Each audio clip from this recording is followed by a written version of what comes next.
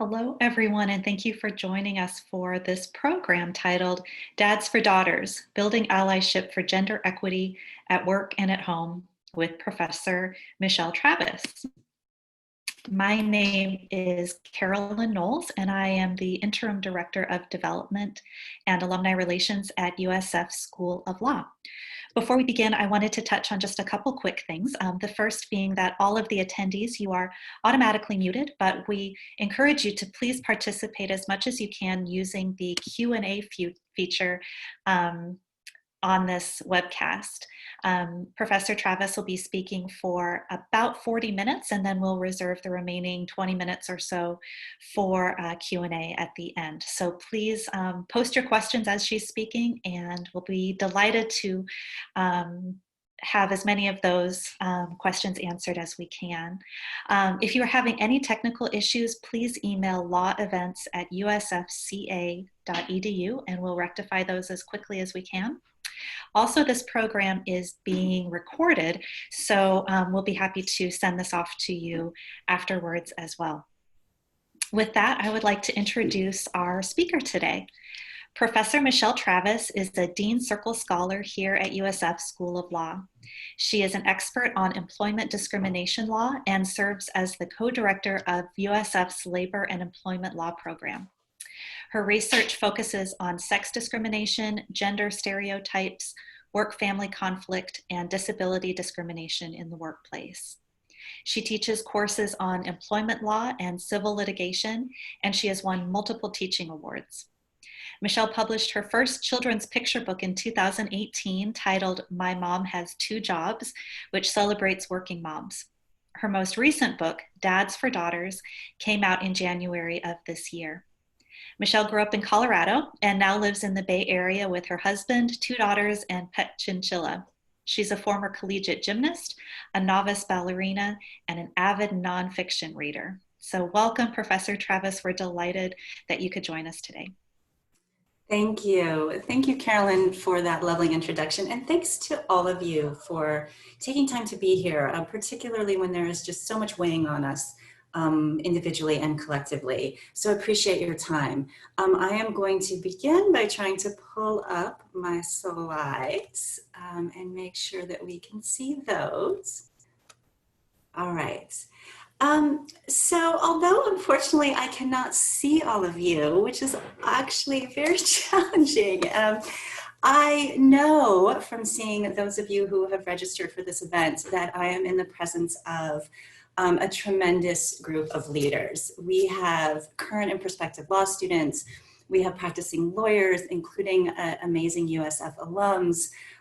We have scholars. We have diversity and inclusion and human resource professionals. And I have to say that all of us have a really important role to play in building partnerships to advance equality. So I want to start by saying thank you for being here. So although, of course, there are many different types of allyship, different aspects of allyship, I want to talk specifically about engaging male allies to advance gender equity, both in the workplace and at home. Now, before I jump into a conversation, I had two sort of initial notes or caveats. So first, although we're talking about focusing on gender equity, of course, there are racial dimensions within gender inequality. And we'll highlight some of those intersectionalities in our conversation, particularly when I talk about parenthood biases. And second, I wanted to note that when I talk about building partnerships between women and men to advance gender equity, that phrasing kind of by itself reflects kind of the notion of gender as both binary and fixed, which we know is not the case. But the social science research that I'm relying on, so the data underlying our conversation still largely focuses on measuring things along those binary terms. But one of the things that I'm excited about is all of the ways in which we start advancing gender equity will, I hope, in the end, really start disrupting our conceptions of gender itself. So however we kind of dissect the categories and taxonomies, the thing that I'm really sure of is that we all have a stake in advancing gender equity and that we are much stronger working together than we are apart. So with that said, I wanted to start by talking a little bit about what brought me to my particular focus of the importance of engaging male allies to advance gender equity. So as many of you know, I started as a lawyer and now law professor, and in that role, I have spent a lot of years particularly advocating for legal tools to advance gender equity. So working towards stronger anti-discrimination laws, towards paid family leave laws, towards equal pay enforcement. And I've also spent a lot of years engaging in building partnerships with law students and lawyers and lawmakers and judges. And I have to say that it is with a rather big dose of humility that I have come to realize the limits of solely legal tools and solely partnerships with legal actors as a way to achieve our goals of reaching gender equity. The law is, of course, a necessary component, but it will never be sufficient on its own. So that realization kind of led me to begin looking for non-legal tools to address these issues. And initially, my focus was really on trying to find ways to advance women into leadership positions. And so with that goal in mind, that of course led me to really the vast genre of women's empowerment books. Many of you may be familiar with this best-selling book, Lean In, written by the very impressive Sheryl Sandberg, the COO of Facebook. This book is really a call to action to women to lean into their careers with greater ambition and drive. Now, this is not the only book in this genre. There are actually entire bookstore shelves filled with books that offer advice to women for us to advance in our careers. So here's a couple of other examples, many to choose from. We have Hardball for Women. We have Pushback, How Smart Women Ask and Stand Up for What They Want. We have CJ and Lead, 99 Ways for Women to Take Charge at Work. Nice Girls Don't Get the Corner Office, Unconscious Mistakes That Women Make to Sabotage Their Careers. How Women Rise, Breaking the 12 Habits That Hold Us Back from Our Next Raise, Job, or Promotion, and the Go-Getter Girl's Guide to Get What You Want in Work and Life. Now, in my opinion, all of this is a pretty big ask for women who are already juggling the demands of work and or school and or family responsibilities. And I have to say, I don't know about all of you, but for me, after all of this leaning in and standing up and speaking out and pushing back and taking charge and go-getting, I felt exhausted. And I just knew that there had to be a better way for us to make progress towards gender equity. Now, to be clear, the problem isn't that these books give bad advice. In fact, many of them have really useful research-based tips for women to navigate our careers more effectively within the current workplace structure. The problem is in just asking women to solve the challenges of gender inequality on our own, which will never be a full solution. So I've come to realize that I think the best way for us to really accelerate progress is to focus more on engaging the other half of the members in our workforce, the men who still make up the majority of our leadership positions, from which change is most easily effectuated, right? Just last month, there was big news announced that we now have a record number of women CEOs in Fortune 500 companies. That record is 37, which is 7.4%, right? And that was cause for celebration. Now, those of you who are in the legal profession know that we're actually not doing that much better. Women make up only about 1/3 of all federal court judges, and women comprise only about 18% of law firm equity partners, even though women have made up over 50% of law school students for well over 25 years. So because men continue to be the primary folks in power, albeit primarily white men in many situations, right? It makes sense for us to engage more men if we want to make more progress. All right, so here's the great news about this strategy. Men also benefit when we advance gender equity at work and at home, right? So the strategy really is, in my mind, a win-win. So how do men benefit from advancing gender equity? Well, first, achieving gender equity in our workplaces, particularly gender-balanced leadership teams, is simply good for business. Gender-balanced workplaces are more financially successful, they are more innovative, they are more responsive to a diverse customer base. Second, when men proactively engage in mentoring, sponsoring, advocating for women colleagues at their workplaces, they actually report receiving really significant personal benefits. They report expanding their personal networks in really valuable ways, and they learn new skills, including empathy, which itself is a leadership ability. Thirdly, when men start challenging the gender stereotypes in order to support women around them, right, that actually ends up freeing men from really rigid gender stereotypes that confine men as well. It helps men free from the breadwinner stereotype that's really fueling our culture of overwork. It frees up men to be engaged parents, to be caregivers, to be emotional, to show empathy, to show compassion, to show vulnerability, right? All of which, by the way, also leadership skills. All right, so if all men have a stake in advancing gender equity, why the focus in my initial research in my book on beginning with dads of daughters? I think of this as one starting point for building male allyship. I think of this as sort of one potential entry point. But why this? Why this relationship?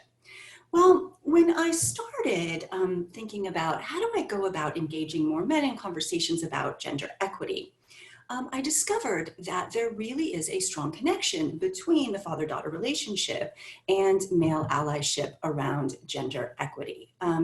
So researchers have found, for example, that when men have a daughter, particularly a firstborn daughter, they tend to become less supportive of traditional gender roles, more supportive of anti-discrimination laws, equal pay policies, sexual harassment enforcement. In another recent survey, we found that dads today are actually ranking strength and independence as some of the top qualities that they want to instill in their daughters, right? So that's what started leading me down this path as a first kind of entryway. Even more exciting than these tendencies, however, is that they seem to be having real world effects in our workplaces and our communities. So researchers have found, for example, that companies that are run by CEOs who are dads of daughters tend to have a smaller gender pay gap than companies run by other men. Venture capital firms that have senior partners who are dads of daughters tend to hire more women into their partnership ranks, and those women tend to invest more in women-owned companies. Legislators who are dads of daughters tend to be more supportive of laws that protect reproductive rights than other male lawmakers. And judges who are dads of daughters tend to have a more pro-women voting record on cases involving sex discrimination than other male judges. Now, these results seem to be happening not necessarily with any conscious agenda, right? It seems to be coming through kind of just an unconscious shift in perspective that comes when a man becomes the father of a daughter. It's what organizational psychologist Rushan Abide calls unconscious advocacy. So when I learned this, I started imagining even more. I started imagining, what if we were to launch a conscious revolution, inviting actively all fathers to come and be leaders in advancing gender equity, right? Imagine what we could start accomplishing then. Now, of course, I want to be really clear here. None of this means that having a daughter is either necessary or sufficient for becoming a really effective male ally for gender equity. All men have a stake in advancing gender equity. Many men are very powerful male allies without having a daughter in their lives. And some men with daughters are not. That being said, dads of daughters are often very strong, what I call first line recruits, right? A good place to start conversations about allyship. And here's a couple of reasons why. So the first reason has to do with what I want to call standing to speak. This is a social psychological term. So men sometimes hesitate to speak up, be vocal supporters of gender equity because they feel like it's not their place to speak. They might be concerned about negative reactions. Now, unfortunately, these concerns are actually well-founded. Researchers have found that when people advocate for a position that might be perceived, right or wrongly, but perceived as being at odds with their own self-interest, like men advocating for women, people often react with surprise, with skepticism, even with resentment and anger, which means they can't really focus on the message, right, and engage. Researchers have found, however, that these reactions are reduced when the speaker identifies a vested interest in the outcome, right? So for men, this means that explicitly invoking your status as the dad of a daughter can be one way to validate your participation, say, in women's advancement initiatives at your workplace. Right? It's a way to give men standing to speak that allows others to respond with an open mind and to then engage thoughtfully with the message. Now, of course, this only works when men are genuinely interested in doing the work that's required to advance gender equity, right? Which includes listening and learning and taking action. We are all quite adept, men and women alike, at recognizing purely what I call performative allyship, right? Which is, in this case, men invoking their dad of daughter status merely to kind of project a pro-women image or, worse, to cover bad behavior. But that's quite unusual and should not deter the many dads of daughters who are truly committed to trying to level the playing field for our next generation of girls. When a man's relationship with his daughter provides an authentic motivation for supporting gender equity, right? Women and men recognize that, right? When a man comes to me and say, hey, I'm really interested in learning more about supporting gender equity and advancing gender equity, my response to that is never, what took you so long to figure this out with so many other women in your life? My response is, welcome to the conversation, right? Okay, the second reason that dads of daughters can be very effective male allies is because the relationship is one way for men to build empathy for other women, particularly in their workplaces, right? Now, this is particularly the case when men learn from their older, often adult daughters about their daughter's own personal experience about gender bias, sex discrimination, and importantly, work-family conflict. These experiences often enable men to look more carefully at external barriers to women's success in the workplace, rather than assuming, say, a shortage of women in leadership positions is due to, say, a lack of skill or a lack of interest or a lack of commitment, right? It helps men to focus on things like the need for workplace flexibility and paid parental leave and nursing facilities and childcare support, right? And this is particularly important because men tend to listen to other men, right? So that means, right, that dads of daughters can be particularly effective recruiters of other male allies into the conversation. Okay, so that's the why. Now the how. So what are some specific ways that men in general, or dads of daughters in particular, can become effective male allies to support gender equity, right? And what are some ways that women can actively invite men into this conversation? So there's a lot of different answers to this question. In my book, I cover a range of different arenas where we can start partnering together to make progress. But today I want to focus on two areas for male allyship. One is mentoring, sponsoring, advocating for women in your workplaces. Your women colleagues around you. For the law students in this conversation, that might mean for your classmates. And second, I want to talk about supporting work-family balance. Okay, so first, let's talk about mentoring. One really effective way for men to be male allies for gender equity is to mentor, sponsor, advocate for women colleagues in their workplaces around them. And sometimes that includes simply making sure that women have a platform to speak. Now, unfortunately, women are still having a harder time than men getting effective mentors, just finding mentors.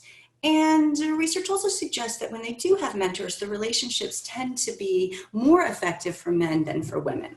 So to be an effective male ally in this particular sense, really important first step is to just really understand the gender biases that are in play in the mentoring arena. Now, these gender biases are things that really get triggered without any intent. They get triggered for the most well-intentioned of mentors. And so it's important for us to sort of dig down and see what's happening and unpack this. So why is it that men tend to get more value out of mentoring relationships than women? What are the biases that are in play here? So first, what we've discovered is that men tend to, and these are tendencies, right? On average, tend to receive more accurate assessments about their skills than women, who tend to receive what I call the sugar-coated version, right? Another brand new study just came out in May, finding that in particular, underperforming women tend to get much more positive in-person feedback than similarly underperforming men, right? The women are told you're doing fantastic, while the men are given really accurate assessment, right? Here's work that needs to be done. Now, the problem with this is that the positive in-person feedback does not line up with the reports that are actually being used to make decisions about things like promotions. So this gender bias, right, sugarcoat for women, means that women are not put in a position to be able to actually work on the skills they need to get themselves in a position to be really taken seriously at promotion time, and we see those promotions then going towards men. It's really, although it feels kind, it's a very disempowering move. Okay, so second bias that we see in this sort of mentoring arena is that when critiques are given, they tend to be in a more effective format for men than women. So men more often will receive skills-specific feedback, right? Which is useful. You can do something with that, right? You can work on those skills. Where women have a tendency of receiving more general, often personality-based critiques, which is much harder to use to work to move forward, right? So let me give you an example. Say both a man and a woman do their first big presentation to a group, their mentors come to give them feedback. The male mentee is more likely to get told something very specific, like you need to make more eye contact. That will make you more compelling speaker, right? More eye contact, very specific skill. Women, on the other hand, are more likely to get something very general, something like, you just didn't seem very confident out there. You got to be more confident, right? And that feedback is much easier when it's skill specific to use towards building up your skill set. Okay? And then third, one of the tendencies we see is that in mentoring relationships, men tend to receive more actual opportunities for skill development, while women tend to only receive advice. Now, don't get me wrong, there is nothing wrong with advice. Advice is what we actually we need, it's valuable. But in addition, men tend to get from their mentors, right, specific opportunities to build their skills, to grow, to gain visibility, right? They get an opportunity to take the lead with a client, for example, instead of just advice about how you might go about doing that when that opportunity comes to you. So understanding these kinds of gender biases that are happening often below our radar screen can really enable men to be even more effective allies when playing this really important mentoring role. Okay, now all of this is a little bit easier said than done, right? As women, inviting men to become stronger allies for gender equity, I think it's our responsibility to also understand some of the things that may be holding men back from jumping into this really important mentorship, sponsorship, advocacy role. The Catalyst organization, a nonprofit, did a recent survey asking men, what is your biggest barrier to supporting gender equity? 74% of men responded fear. Where does this fear come from? Well, some men were concerned about making mistakes, about possibly saying the wrong thing, something that might be misperceived as offensive. Some men were concerned that they just don't have the right skill set. Some men were concerned that a mentoring relationship, particularly with a junior woman colleague, might be misperceived by others in the workplace. And unfortunately, this last concern is actually increasing since the Me Too revelations. Lean In Organization has found that the percentage of male managers who report feeling uncomfortable mentoring women has more than tripled in the wake of Me Too. So as women, I think one of the things that we can do is recognize these concerns and try to figure out ways to help men break through these barriers, right? To invite them along as our allies. So first, we can explicitly acknowledge these concerns, right? We can actually say, hey, I've heard about this Lean In survey that men are hesitant to mentor women. Is this something that you or other men in our workplace are feeling like? Can we talk about this, right? Explicitly talk about it, identify it, recognize it. I think secondly, we can really share some reassuring information with our male colleagues. I think most importantly, the data shows that women find male mentorships to be very valuable. And in fact, they really do make a difference. They really do increase women's rate of promotion, for example, right? So men, this role really matters, right? And we invite you in. Okay, so that's one way to become an effective male ally. A second way that men can really step up, men in general, dads of daughters in particular, all can step up to be a strong male ally for advancing gender equity, is to support workplace flexibility. Now, this picture is not exactly what I mean, but I do have to say that I think it captures pretty well how many of us feel on a daily basis when we're thinking about the challenges of juggling work and home, particularly now when many of us are doing that remotely and without childcare. But what I'm actually talking about here is really how can we work together to help each other find sustainable work-family balance. Okay? Now, again, in order to tackle this issue, we also have to start by identifying the gender stereotypes that are in play in this arena. And I want to focus not on kind of general stereotypes of women and men, but instead I want to focus on stereotypes about mothers and fathers, right? Because those are what's at play when we're talking about work-family balance, work-family juggle, right? Okay, so when women become mothers, there is a tendency, automatic tendency, for bosses and coworkers to view them as less competent, less intelligent, and less committed to their jobs. When men become fathers, however, there is a tendency for bosses and coworkers to view them as warmer and as no less intelligent and no less committed to their work than before.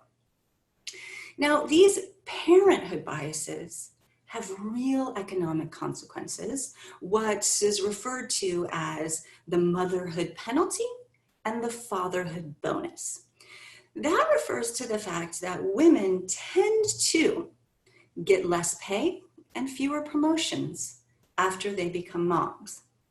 Fathers, on the other hand, right, men who become fathers, tend to get more raises and more promotions upon fatherhood, right? Because they're viewed even more strongly as breadwinners, right? Now, this is the case even after controlling for any differences in actual hours worked, right? So it's not that moms are actually working less and dads are actually working more, which explains this. The motherhood penalty and fatherhood bonus exist even if we control for exact hours worked, right? Now, here's a place where these results interact in really important ways with race. So when we talk about the fatherhood bonus, for example, that fatherhood bonus is experienced most by white men in professional jobs, right? They get the biggest fatherhood bonus. Black men, particularly in blue-collar jobs, get the smallest fatherhood bonus. Okay?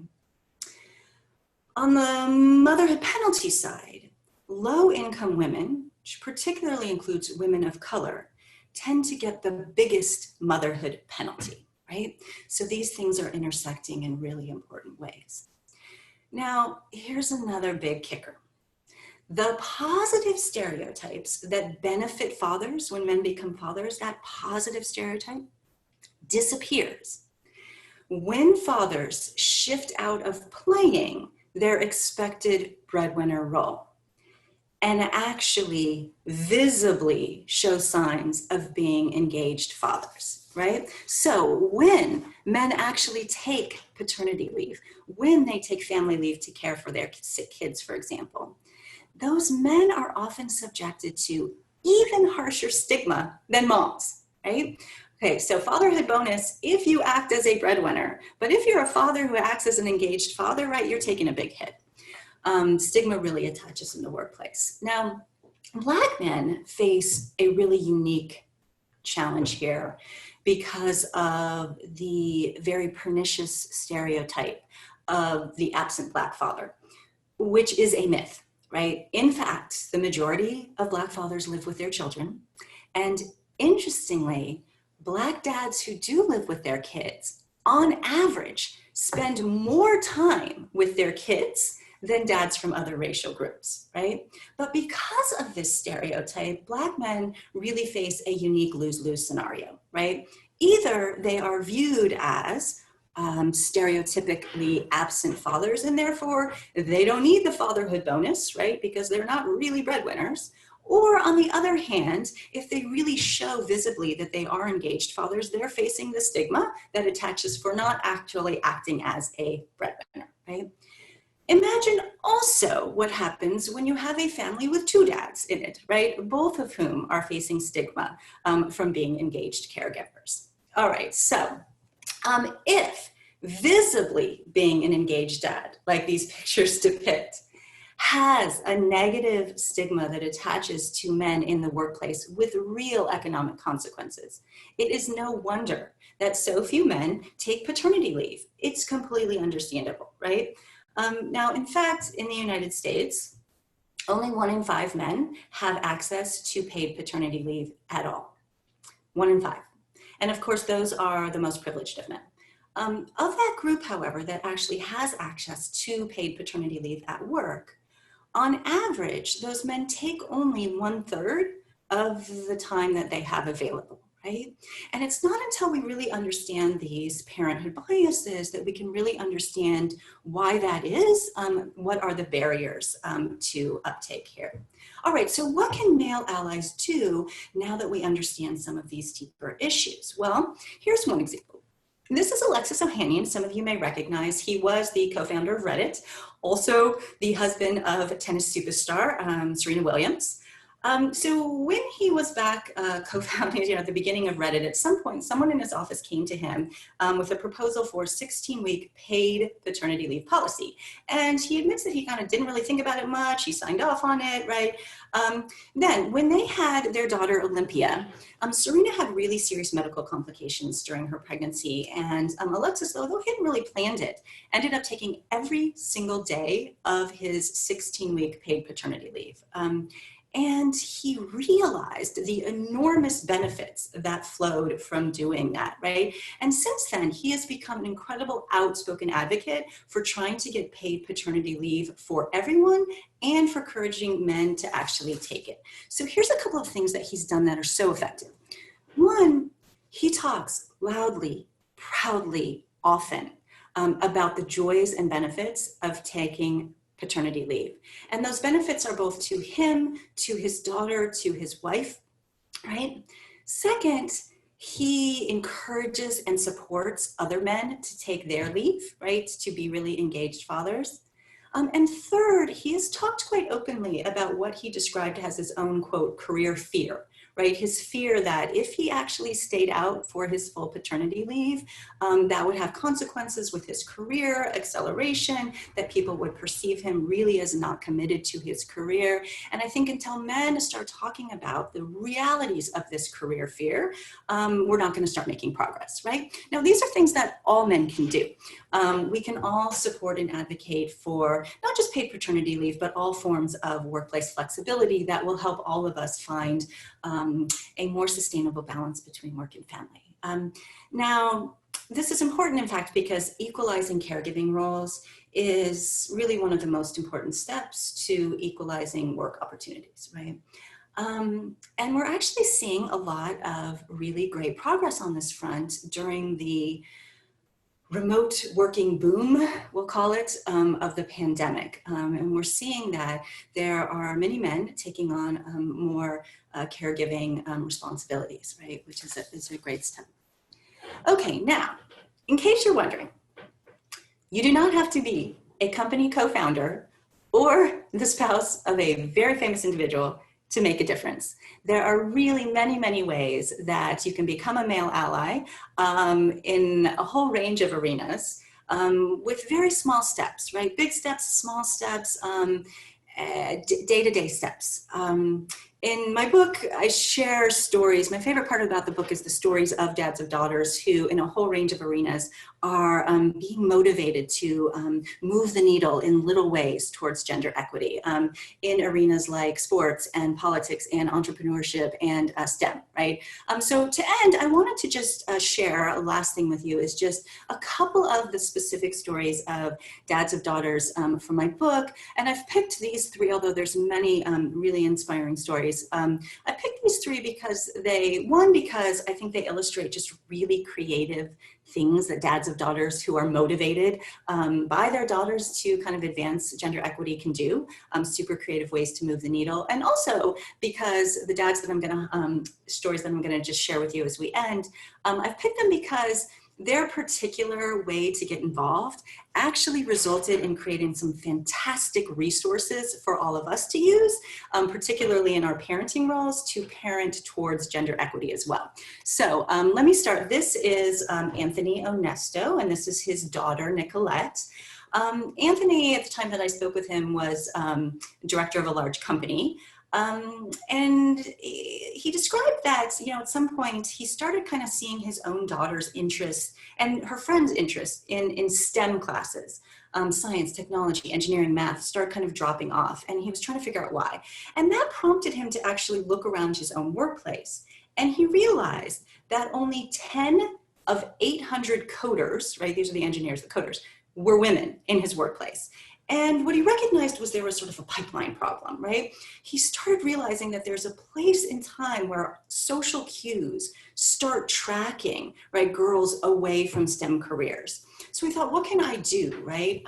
So he and his daughter actually got together and created a comic book series called Ella the Engineer.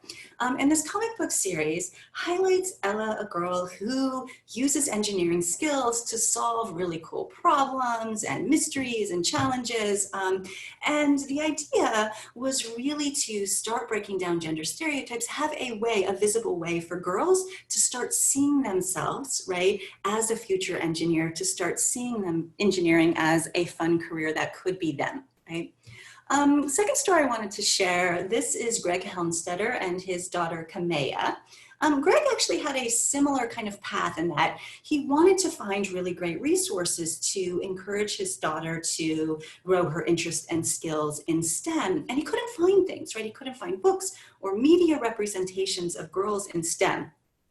So what he started doing was, during Barbie time, right, when he was playing with dolls with Kamea, he decided he was going to use that as STEM training time. And so instead of just having the dolls like change outfits, right, he created these scenarios that required Kamea to use STEM skills to solve them, right? So he might have these puppies who were caught and needed to be rescued. And the only way to rescue them was to actually build something like an engineering feat, for example, to save the puppies. So Barbie time became STEM training time. Now, a lot of the families, on the playground started hearing about these stories and asking him, where are you getting these stories? And he said, I'm making them up. That led him to creating a phenomenal book series called the STEAM Team 5, which is a series about 5 girls who use their STEAM skills to solve problems together as a team. And it's just a really fun way to help girls see themselves, right, using STEAM skills in a way that might counterbalance the tracking that shifts them out. And the third and last daughters that I wanted to highlight is Brian Weisfeld. He was inspired by his 2 daughters to found what's called the Startup Squad, which is both books and a whole set of phenomenal resources to help girls build their entrepreneurial skills, because we have such a huge imbalance in the number of really women and men who are running businesses and who are entrepreneurs. His path actually began by watching one of his daughters put on her Girl Scout vest, proudly walk to the end of the driveway and try to start selling Girl Scout cookies. And what he realized was although she was incredibly motivated, she didn't have the skills to be an entrepreneur, right? So he also began by looking around, what other resources are available to help girls build business skills, marketing skills, branding skills, accounting skills, and he really couldn't find anything. So once again, he decided, I'm gonna have to create that resource myself, which he did. My favorite part of the Startup Squad resource is, if you go to the website, there are real profiles of girls around the country who have become entrepreneurs. Brian refers to these as girlpreneurs, and you can read their stories of the things that they are, selling or creating and their businesses. So the reason that I highlight these 3 dads in particular is both because I think these are phenomenally creative ways to show how a dad motivated by his daughter can start really moving the needle towards gender equity. But also I share these 3 stories because they resulted in a set of phenomenal resources for all of us to use who want to take our quest for advancing gender equity and breaking down gender stereotypes, right? Not just from work, but into the home. These are the kind of resources that we can get in front of girls and boys, right? To help start breaking down gender stereotypes about paths, directions, skills, interests that really set in at a very young age. So I'm super excited to share their stories. So I wanted to just actually end where I started, which is with gratitude. Gratitude for all of you taking the time to be here. Gratitude for your commitment to thinking about allyship, and really gratitude for the privilege of being part of your conversation. For those of you who are able to stick around, I'd love to hear some of your questions and thoughts. Thank you. Terrific. Thank you so much, Michelle. This was really fascinating. I've got so many questions for you, and I want to encourage our attendees as well to engage with the Q&A feature. But I'll just start with one of my own, because I've been wondering about this one, specifically related to our alumni and current students, of course, who are looking at careers in law. And you touched on it in terms of the challenges for those who are making or choosing to pursue making partner. And could you speak a little bit more specifically to how men at law firms could help to achieve greater equity in that space, specifically when women are feeling that their billable hours expectation, as well as joining different committees and having greater equity on the hiring committee and so forth, that there's just a lot of pressure for expectations for women specifically choosing that path of trying to make partner. Yeah, absolutely. And I started my career as a lawyer at a big law firm. And of course, I've made the shift into teaching. But this is a really, really important conversation. You know, I would say that one of the things I like about this conversation is that the answer to what can men do to support women are things that also really end up benefiting them as well, particularly men who themselves want to have a greater work-family balance, right? So this is something that I think in some ways we really all have a stake in. The first thing I would say is I think the first important step for women actually is to actually invite male colleagues in their law firms, in their legal professional workspaces to have conversations, right? And when I say invite men into the conversation, I'm not talking metaphorically. I'm talking literally grab a male colleague, talk to a male colleague and say, hey, I'd love to have a conversation with you about gender equity and how we could work together to think about why this would be helpful for us. Can we have a conversation, right? And for men, first step is to really listen carefully about the very different experiences that men and women are having in the workplace, right? My good friend Jeffrey Halter, who runs a gender consulting company called Why Women, really encourages men to invite women colleagues for coffee, for lunch, and to simply ask the question, are you having a different experience in this workplace than I am, right? Because we all think that our experiences are the same. So having those conversations first, right? Women inviting, men asking, having those conversations so we can just realize that what parts of our experience feel the same, what parts of our experience feel different. That's a really good first start. Now, more concretely, I will say that the two things that I talked about today are actually particularly relevant in professional workspaces like partnerships. It's hard to choose when I'm talking about male allyship, things that are going to be relevant across kind of all spaces, right, where we still have equity challenges. But the two that I decided to talk about today are actually particularly relevant to legal professional workspaces, right? So choosing to mentor, sponsor, advocate for women in your workplace is a great and powerful form of male allyship, right? And I mentioned the difference between mentoring, which is really sort of that building a relationship one-on-one, and what I call sponsoring or advocacy, which is then really turning outward and actually speaking on behalf of women colleagues, your mentees, others, right, to advocate for their advancement, for example. That is really important. And in frustrating ways, men are actually can be more effective at this than women. So there's one study that showed that senior women who advocate for junior women in workplaces like law firms tend to get a less positive reception to their advocacy, right? Their advocacy is often viewed as playing favoritism, and often their own evaluations of their own work go down. Senior men who advocate for the advancement of junior women are often perceived as being, diversity advocates. They're listened to. And as frustrating to me as that double standard is, I think it tells us that here's this great important opportunity for men.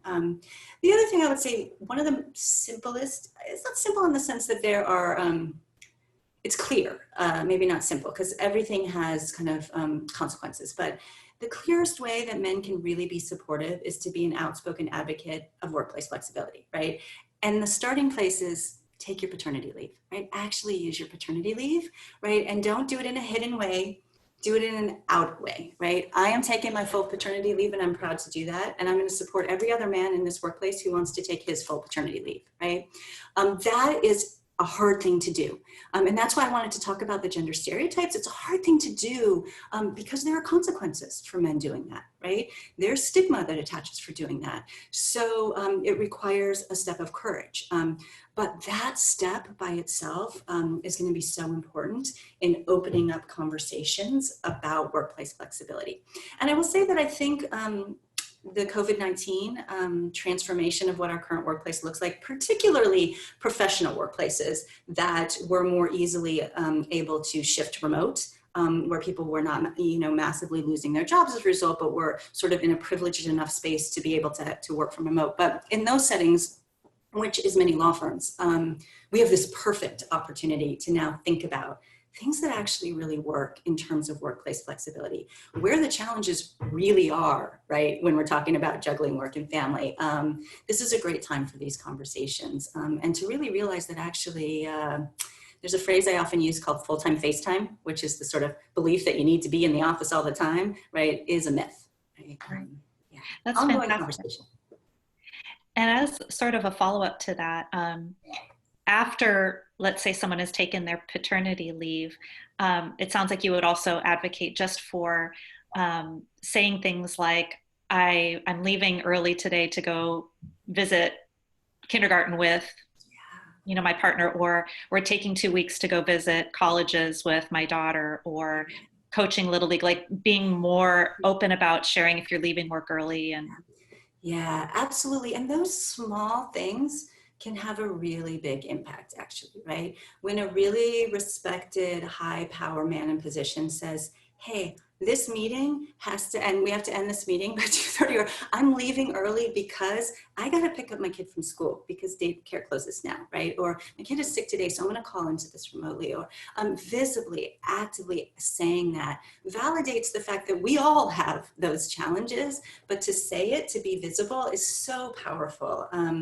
There's a journalist who calls this being a dadfluencer. I love this term because, boy, if there was any opportunity for me to be a fluencer of anything, I would grab it. But this is a really opportunity. Being a dadfluencer really means like wearing your sort of dad role openly. And that can go a long way to really to get us to stop thinking about just working moms, right? When we start using the phrase working dads, as often as we use the phrase working moms, right, we know we've made progress. We got to start thinking about working parents, right? So yeah, be a dadfluencer. That's the way to do it. And it's small and it's subtle and it's like small moments make a big difference. Yeah, I love that. I think that's great. great. We have an empathetic question from an attendee who is asking about sort of sensitivity around mentorship.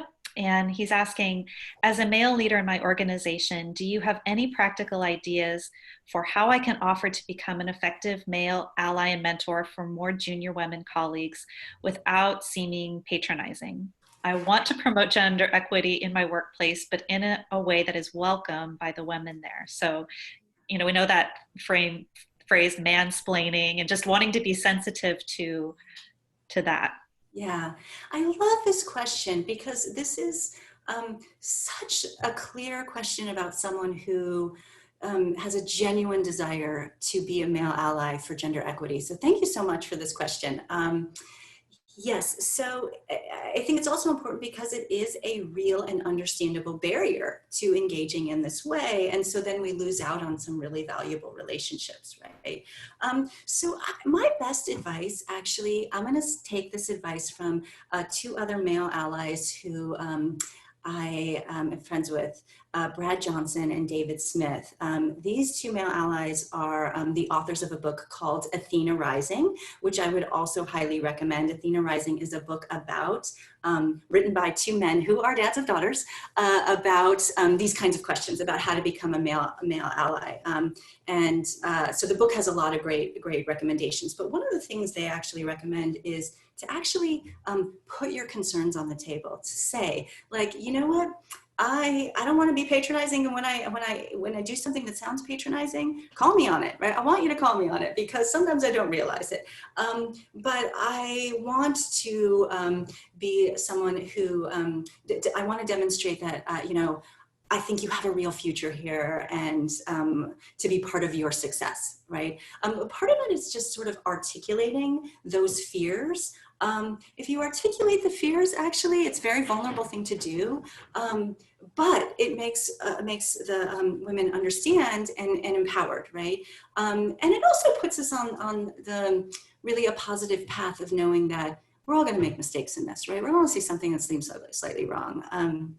Brad Johnson and David Smith particularly talk about this kind of risk of what if I end up sounding patronizing, right? For dads of daughters, right? They say themselves, they find themselves when interacting with women, often kind of falling into what they describe as schemas, right? That we use, gender schemas that we use. And one schema that we have is a dad relating to his daughter, right? And so it's very easy, they said, they found themselves sort of in the workplace, right? Sometimes like acting as a dad, right? Which is a great motivation to be a male mentor, but maybe is not the most effective way to run that mentorship thing. So they actually said, hey, you know what, when we start mentoring relationships with women, we say, hey, you know what, I have daughters, and sometimes I have a tendency to be dad-like, so call me out on it if you see that. And then the last thing I would say is just mostly to spend more time listening than talking, right? And listening can sometimes be among the most important mentorships.